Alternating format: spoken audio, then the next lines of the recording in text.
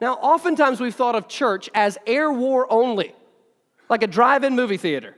You come on Sunday for an hour, the sermon gets dropped on you kind of anonymously. You don't really know the pastor, he doesn't know you, and the songs kind of drop on you, and prayer gets dropped on you, and you go, oh, that was helpful, that wasn't helpful, I really liked this, I really didn't like this, and whatever, and you go off and in your car and you maybe critique or like or don't like whatever happened, and you go home, okay? Now listen, we got to have an air war.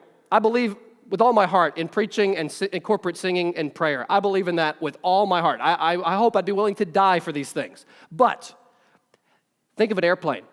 You need 2 wings to fly, and that's just one of them. You and I, probably more than we even think we do, we desperately need one another in a way that I don't think most of us think we do. Scott just said, when he and Liliana got into their discussion group a number of months ago, he said he was shocked how incredible it was. The relationships of love and community and discipleship that formed were better than they thought would happen to them, which means it's like we don't even know what we're missing. We didn't even know that. Here's a terrible example. It just came to my mind. I'm sorry.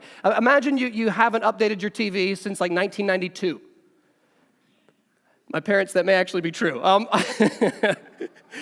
You've got the same TV that you've had since 1992. And so, yeah, it's color.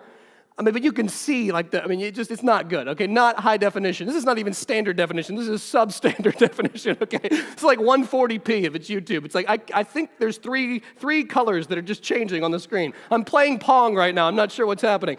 This is Tetris. So imagine this. You've been stuck with this TV for a bunch of years, and imagine you get a giant flat screen from Best Buy this afternoon, one of those TVs that for no reason bends a little bit. You're like, I just like that. I don't know why I'm buying that one. I don't get it, but I like it. If you stand 5 feet away, you're actually there. You're in the ocean watching these fish swim. So imagine this. You get rid of your 1992 TV, and you put this brand new multi-$1,000 TV in your living room. You did not know what you were missing until that happened. Now you're watching football, and you're like, you can see the individual players? Oh my goodness, I can't believe this. You can see the football in the air. You're watching golf, you can see the golf ball. This is incredible. I just thought they were filming the sky. I didn't know what was going on before. Why is it blue? Anyways. But with small groups, I really do think that if all we've got is the air war, we just got the sermon on Sunday and we don't really know, we kind of say hi to people and we leave and we kind of race back home afterwards. We don't know what we're missing out on. I'm telling you, this is true for me too. My biggest regret from college, well, one of my biggest regrets from college, was that I was disconnected from a local church for pretty much 5 years. I took the extra victory lap. Never mind. Don't judge me. I feel judged. Some of you did too. Some of you are on the victory lap right now, and you're not laughing right now. You're quietly like, okay. But here's the point. During college, I got more and more disconnected from the local church. And I just thought I could Lone Ranger, man. I would listen to a John Piper sermon on Sunday. And I remember saying to an adult man that I really respected, he was probably in his 50s, and I said to him, I said, I didn't go to church today, but I listened to John Piper. I said, that's pretty much just as good, right? And he did not laugh. He was like, no, that's actually a terrible replacement. I was like, what? And then he just talked to me about why that's not a substitute for the local church.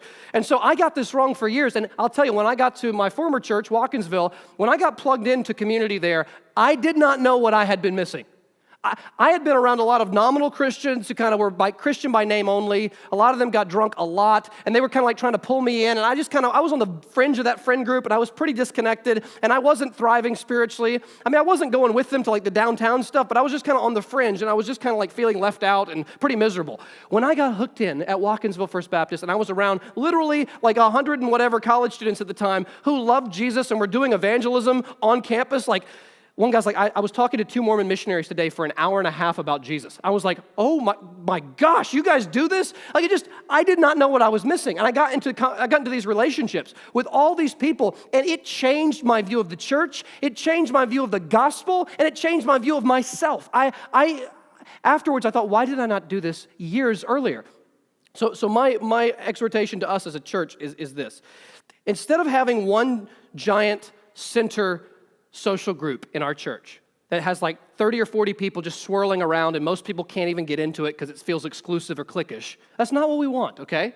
What we want is like a cell. We want our discussion groups and community groups to expand until they're big enough to split, and we've already done this. So when a discussion group hits 27 to 30 people on a Thursday night, in our living room, which is not designed for 30 people. When it hit around 27 to 30 people, we split like a cell, and we sent one group off to the Beck's house, and we kept one group at our house. And our goal is that that would continue.